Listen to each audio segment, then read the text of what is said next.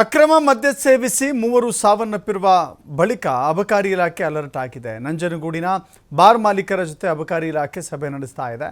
ಪೆಟ್ಟಿ ಅಂಗಡಿ, ಕಿರಾಣಿ ಅಂಗಡಿಗಳಲ್ಲಿ ಅಕ್ರಮ ಮದ್ಯ ಮಾರಾಟ ಮಾಡಲಾಗ್ತಾ ಇದೆ. ಮೈಸೂರು ಪಟ್ಟಣದ ಅಬಕಾರಿ ಇಲಾಖೆ ಕಚೇರಿಯಲ್ಲಿ ಈ ಸಭೆಯನ್ನು ಕೈಗೊಳ್ಳಲಾಗಿದೆ. ಬಾರ್ ಮಾಲೀಕರಿಗೆ ಅಬಕಾರಿ ಅಧಿಕಾರಿಗಳು ಖಡಕ್ ಎಚ್ಚರಿಕೆಯನ್ನು ಕೊಟ್ಟಿದ್ದಾರೆ. ಬಾರ್ಗಳಿಂದ ಕಿರಾಣಿ ಅಂಗಡಿಗಳಿಗೆ ಅಕ್ರಮವಾಗಿ ಮದ್ಯ ಸರಬರಾಜು ಆಗ್ತಾ ಇದೆ. ಸಾರ್ವಜನಿಕರು ಸಾಕಷ್ಟು ದೂರು ಕೊಟ್ಟಿದ್ದಾರೆ. ಹಲವರು ಸಾವನ್ನಪ್ಪಿದ್ದಾರೆ. ಅಕ್ರಮ ಮದ್ಯ ಮಾರಾಟ ಕಂಡು ಬಂದಲ್ಲಿ ನಿರ್ದಾಕ್ಷಿಣ್ಯ ಕ್ರಮ ಅಂತ ಹೇಳಿದ್ದಾರೆ. ಮೈಸೂರು ಗ್ರಾಮಾಂತರ ಅಬಕಾರಿ ಉಪ ಆಯುಕ್ತೆ ಡಾಕ್ಟರ್ ಮಹಾದೇವಿ ಬಾಯಿ ಎಚ್ಚರಿಕೆಯನ್ನು ನೀಡಿದ್ದಾರೆ.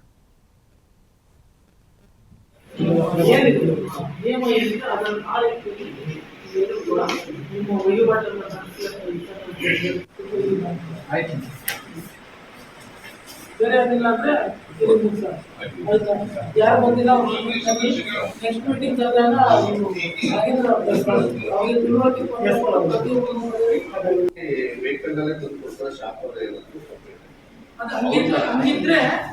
ಹಂಗಿದ್ರೆ ನಾನು ಈಗಾಗಲೇ ಅವಾಯ್ಡ್ ಅಲ್ಲ. ಇನ್ ಕೇಸ್ ಆ ಥರ ಇದ್ರೆ ನಮ್ಮವ್ರು ಹಿಡಿದಾಕಿ ಕೇಸ್ ಮಾಡ್ತೀವಿ. ಈಗ ನಿಮಗೆ ಒಂದ್ಸರಿ ನಿಮಗೆ ಗೊತ್ತಿಲ್ಲದೆ ಆಗ್ಬಾರ್ದು, ನಿಮ್ಗೆ ಹೇಳ್ಬಿಟ್ಟೆ ಕೆಲಸ ಮಾಡೋಣ ಅಂತ ಬಂದಿದ್ದೀವಿ. ಅನಾಗತ್ಯ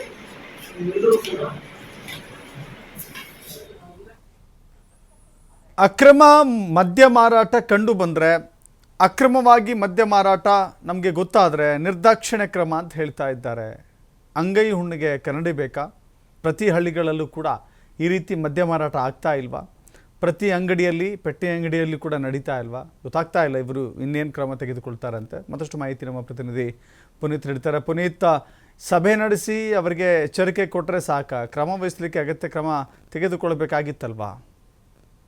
ಗ್ರಾಮೀಣ ಭಾಗಗಳಲ್ಲಿ ಕಿರಾಣಿ ಅಂಗಡಿಗಳಿರಬಹುದು, ಜೊತೆಗೆ ಸಣ್ಣ ಪೆಟ್ಟಿ ಅಂಗಡಿಗಳಿರಬಹುದು, ಈ ಭಾಗಗಳಲ್ಲಿ ಅಕ್ರಮವಾಗಿ ಮದ್ಯ ಮಾರಾಟವನ್ನ ಮಾಡಲಾಗ್ತಾ ಇದೆ ಅನ್ನೋ ದೂರುಗಳು ಹೆಚ್ಚಿನದಾಗಿ ಬರ್ತಾ ಇರತಕ್ಕಂಥದ್ದು. ಜೊತೆಗೆ ಬಹಳ ಪ್ರಮುಖವಾಗಿ ನಂಜನಗೂಡಿನ ನಾಗಣಪುರ ಏನಿದೆ, ಈ ಒಂದು ಕಾಲೋನಿಯಲ್ಲಿ ಆದಿವಾಸಿಯೊಬ್ಬರು ಅಕ್ರಮವಾಗಿ ಮದ್ಯ ಮಾರಾಟವನ್ನ ಮಾಡ್ತಾ ಇರುವಂತಹ ಸ್ಥಳದಲ್ಲಿ ಅವರು ಮದ್ಯವನ್ನ ತೆಗೆದುಕೊಂಡಿರ್ತಾರೆ.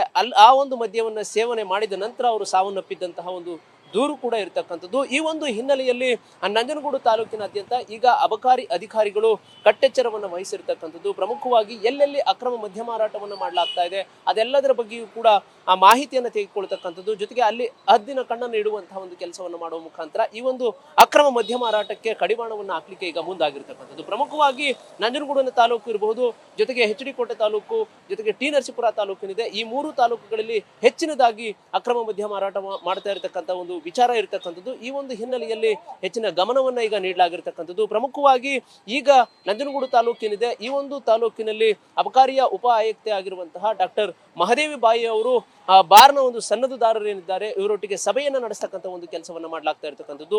ಜೊತೆಗೆ ಈ ಒಂದು ಅಕ್ರಮ ಮದ್ಯ ಮಾರಾಟ ಮಾಡತಕ್ಕಂಥ ಒಂದು ಸ್ಥಳಗಳೇನಿದ್ದಾವೆ, ಜೊತೆಗೆ ಮಾರಾಟ ಮಾಡುವವರು ಏನಿದ್ದಾರೆ ಇದರೆಲ್ಲದರ ಬಗ್ಗೆ ಕೂಡ ಮಾಹಿತಿಯನ್ನು ತೆಗೆದುಕೊಳ್ಳಿಕ್ಕೆ, ಜೊತೆಗೆ ಅಕ್ರಮವಾಗಿ ಮದ್ಯ ಮಾರಾಟ ಮಾಡತಕ್ಕಂಥವ್ರು ಬಾರ್ಗಳಲ್ಲಿ ಈ ಒಂದು ಮದ್ಯವನ್ನ ತೆಗೆದುಕೊಳ್ತಾ ಇರ್ತಕ್ಕಂಥದ್ದು ಕಂಡು ಬಂದಂತಹ ಸಂದರ್ಭದಲ್ಲಿ ಸನ್ನದುದಾರರ ಒಂದು ಲೈಸೆನ್ಸ್ ಅನ್ನ ರದ್ದುಗೊಳಿಸ್ತಕ್ಕಂಥದ್ದು ಇರಬಹುದು. ಜೊತೆಗೆ ಅವ್ರ ಮೇಲೆ ಕಾನೂನು ಕ್ರಮವನ್ನು ತೆಗೆದುಕೊಳ್ಳಿಕ್ಕೂ ಕೂಡ ಈಗ ಅಧಿಕಾರಿಗಳು ಮುಂದಾಗಿರ್ತಕ್ಕಂಥ ಈ ಒಂದು ಅಕ್ರಮವಾಗಿ ಮದ್ಯ ಮಾರಾಟ ಮಾಡತಕ್ಕಂಥದ್ದು ನಿಲ್ಲುತ್ತಾ ಅಮಾಯಕರು ಅಂದ್ರೆ ಗ್ರಾಮೀಣ ಭಾಗದಲ್ಲಿ ಬರ್ತಕ್ಕಂಥ ಕೂಲಿ ಕಾರ್ಮಿಕರು ಇರಬಹುದು, ಆದಿವಾಸಿಗಳಿರ್ಬಹುದು, ಇವರೆಲ್ಲರೂ ಕೂಡ ಅಕ್ರಮವಾಗಿ ಮದ್ಯ ಮಾರಾಟ ಮಾಡ್ತಕ್ಕಂಥ ಸಣ್ಣ ಸಣ್ಣ ಅಂಗಡಿಗಳಲ್ಲಿ ಮಾರಾಟ ಮಾಡ್ತಕ್ಕಂಥದ್ದು ಸ್ಥಳಗಳಲ್ಲಿ ತೆಗೆದುಕೊಂಡು ಅವರೇನು ತಮ್ಮ ನಾಶಕ್ಕೆ ಒಳಗಾಗ್ತಾ ಇದ್ರು, ಅದನ್ನೆಲ್ಲಕ್ಕೂ ಕೂಡ ಕಡಿವಾಣ ಬೀಳುತ್ತಾ ಅನ್ನೋದನ್ನ ಕಾದು ನೋಡಬೇಕಿದೆ. ಅಧಿಕಾರಿಗಳು ಈಗ ಸಭೆ ನಡೆಸಿರುವಂತೆಯೇ ಮುಂದೆಯೂ ಕೂಡ ಅಕ್ರಮವಾಗಿ ಮದ್ಯ ಮಾರಾಟ ಮಾಡತಕ್ಕಂಥ ಸ್ಥಳಗಳಲ್ಲಿ ಹೆಚ್ಚಿನ ನಿಗಾವನ್ನು ವಹಿಸ್ತಾರೆ ಅನ್ನೋದನ್ನ ಕಾದು ನೋಡಬೇಕಿದೆ. ಥ್ಯಾಂಕ್ ಯು ಪುನೀತ್, ನಿಮ್ಮೆಲ್ಲ ಮಾಹಿತಿಗೆ. ಮೈಸೂರಿನಲ್ಲಿ ಮಧ್ಯವರ್ತಕರ ಪ್ರತಿಭಟನೆ, ವಿವಿಧ ಬೇಡಿಕೆಗಳನ್ನು ಈಡೇರಿಸಬೇಕು ಅಂತ ಹೇಳಿ ಒತ್ತಾಯಿಸಿ ಪ್ರತಿಭಟನೆಯನ್ನು ಮಾಡಲಾಗಿದೆ. ಮೈಸೂರು DC ಕಚೇರಿ ಮುಂಭಾಗ ಧರಣಿ ಮಾಡಿದ್ದಾರೆ, ಸತ್ಯಾಗ್ರಹ ಮಾಡಿದ್ದಾರೆ. ಚಿಲ್ಲರೆ ಮದ್ಯ ಮಾರಾಟದ ಮೇಲೆ 20% ಲಾಭ ಕೊಡಬೇಕು ಅನ್ನೋದು ಅವರ ಆಗ್ರಹ. ಹೆಚ್ಚುವರಿ ಅಬಕಾರಿ ಶುಲ್ಕವನ್ನು ಕಡಿಮೆ ಮಾಡಬೇಕು, ಸನ್ನದು ಶುಲ್ಕ ಹೆಚ್ಚಳ ಮಾಡಬಾರದು ಅಂತ ಹೇಳಿ ಹಲವು ಬೇಡಿಕೆಗಳನ್ನು ಇಟ್ಟಿದ್ದಾರೆ. ಮೈಸೂರು ಜಿಲ್ಲಾಧಿಕಾರಿಗಳ ಕಚೇರಿಯ ಮುಂದೆ ಪ್ರತಿಭಟನೆ ಮಾಡಿದ್ದಾರೆ ಮೈಸೂರಿನ ಮಧ್ಯವರ್ತಕರು. ಅವರಿಗಿರುವಂಥದ್ದು ಚಿಲ್ಲರೆ ಮದ್ಯ ಮಾರಾಟದ ಮೇಲೆ 20% ಲಾಭ ಕೊಡಬೇಕು ಅಂತ ಹೇಳಿ, ಹೆಚ್ಚುವರಿ ಅಬಕಾರಿ ಶುಲ್ಕವನ್ನು ಕಡಿಮೆ ಮಾಡಬೇಕು ಅಂತ, ಮತ್ತು ಸನ್ನದ್ದು ಶುಲ್ಕ ಹೆಚ್ಚಳ ಮಾಡಬಾರ್ದು ಅಂತ ಹೇಳಿ ಕೆಲವಷ್ಟು ಬೇಡಿಕೆಗಳನ್ನು ಇಟ್ಟು ಆಗ್ರಹ ಮಾಡಿದ್ದಾರೆ.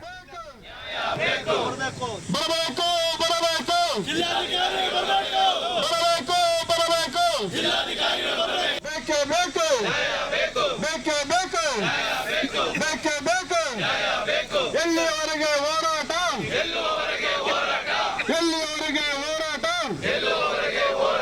ಬೇಕೇ ಬೇಕು, ಬೇಕೇ ಬೇಕು, ಬರಬೇಕು, ಬರಬೇಕು, ಬರಬೇಕು.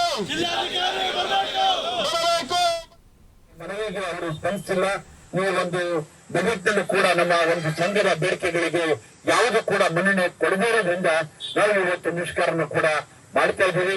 ಈ ಒಂದು ನಿಟ್ಟಲ್ಲಿ ಕೂಡ ನಾವು ಇವತ್ತು ಜಿಲ್ಲಾಧಿಕಾರಿಗಳ ಮುಖಾಂತರವಾಗಿ ನಾವು ಸರ್ಕಾರಕ್ಕೆ ತಲುಪಿಸಬೇಕು ನಮ್ಮ ಮನವಿನ ಅನ್ನೋ ಮಾತಿನ ಒಂದು ನಿಟ್ಟಿನಲ್ಲಿ ಕೂಡ ನಾವೆಲ್ಲರೂ ಏನು ಮೈಸೂರು ಮತ್ತು ಚಾಮರಾಜನಗರ ಜಿಲ್ಲೆಯ ಎಲ್ಲಾ ವರ್ತಕರು ಮತ್ತೆ ಪದಾಧಿಕಾರಿಗಳು ಹಾಗೂ ನಮ್ಮ ನೌಕರ ಬಂಧುಗಳಿಗೆ ಎಲ್ಲರೂ ಸೇರಿ ಇವತ್ತು ಮುಷ್ಕರನ್ನು ಕೂಡ ಮಾಡ್ತಾ ಇದ್ದೀವಿ. ನಮ್ಮ ಮುಖ್ಯಮಂತ್ರಿಗಳು ಕೂಡ ಅದನ್ನ ಸ್ಪಂದಿಸಿ ನಮ್ಮ ಬೇಡಿಕೆಗಳನ್ನ ಸ್ಪಂದಿಸಿ ಅವರು ಕೂಡ ಒಂದು ಒಳ್ಳೆಯ ಒಂದು ಸುದ್ದಿನ ನೀಡ್ತಾರೆ. ಸಂತೋಷವನ್ನ ರೀತಿಯಲ್ಲಿ ಸಂತೋಷ ಪಡುವಂತ ರೀತಿಯಲ್ಲಿ ಕೂಡ ನಮಗೆ ಸ್ಪಂದಿಸಿ ನಮ್ಮ ಒಂದು ಬೇಡಿಕೆಗಳಿಗೆ ಅವರು ಸ್ಪಂದಿಸ್ತಾರೆ ಅನ್ನೋ ಮಾತನ್ನು ಕೂಡ ಹೇಳ್ತಾರೆ. ನಮ್ಮ ಒಂದು ಮನವಿಗೆ ಅವರು ಸ್ಪಂದಿಸಿಲ್ಲ. ಈ ಒಂದು ಬಜೆಟ್ನಲ್ಲಿ ಕೂಡ ನಮ್ಮ ಒಂದು ಸಂಘದ ಬೇಡಿಕೆಗಳಿಗೆ ಯಾವುದು ಕೂಡ ಮನ್ನಣೆ ಕೊಡದಿರೋದ್ರಿಂದ ನಾವು ಇವತ್ತು ಮುಷ್ಕರನ್ನು ಕೂಡ ಮಾಡ್ತಾ ಇದ್ದೀವಿ. ಈ ಒಂದು ನಿಟ್ಟಲ್ಲಿ ಕೂಡ ನಾವು ಇವತ್ತು ಜಿಲ್ಲಾಧಿಕಾರಿಗಳ ಮುಖಾಂತರವಾಗಿ ನಾವು ಸರ್ಕಾರಕ್ಕೆ ತಲುಪಿಸಬೇಕು ನಮ್ಮ ಮನವಿನ ಅನ್ನೋ ಮಾತಿನ ಒಂದು ನಿಟ್ಟಿನಲ್ಲಿ ಕೂಡ ನಾವೆಲ್ಲರೂ ಏನು ಮೈಸೂರು ಮತ್ತು ಚಾಮರಾಜನಗರ ಜಿಲ್ಲೆಯ